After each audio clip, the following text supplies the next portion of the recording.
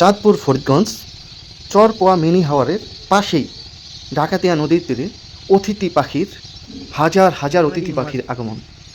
এই যে হলুদ হলুদ দেখা যাচ্ছে, এগুলো সব অতিথি পাখি এখানে। তো আমি চলে আসলাম অতিথি পাখি দেখার জন্য। এই যে আপনার পাখিগুলা দেখেন, তো কিচিরমিচির আওয়াজে পাখিগুলার খুবই ভালো লাগতেছে। আমি দেখতেছি পাখিগুলা, তো আমি দেখার জন্য নদীর পাড়ে চলে আসছি, আমাদের বাড়ির সাথেই। এগুলা সারাদিন এখানে থাকে।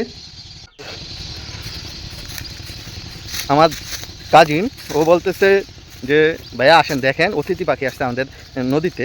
তো আমি চলে আসলাম অতিথি পাখি দেখার জন্য। তো চিন্তা করলাম আপনাদেরকেও দেখাই অতিথি পাখিগুলা। মানে আমাদের এখানে আপনি না আসলে বুঝবেন না।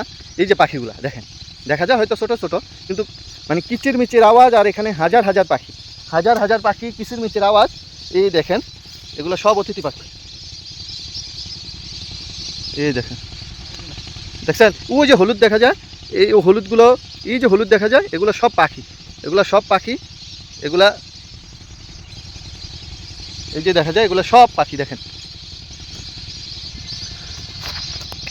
তো আমি চিন্তা করলাম আপনাদেরকেও দেখাই পাখিগুলা। অ্যাকচুয়ালি আমাদের এরিয়ায় হাওয়ার এলাকায় এখানে বাড়িঘর একবারে কম। নদী পাশে ডাকাতিয়া নদী, সাথে ঝিল আছে, মাছ চাষ হয়, তারপর ফসলি জমি, ফসল হয়। তো সাথে আমাদের বাড়ি।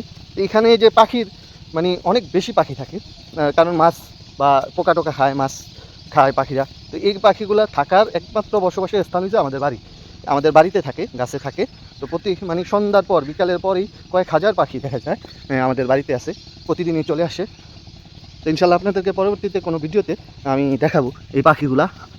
তো আজ এই পর্যন্তই, আল্লাহ হাফিজ।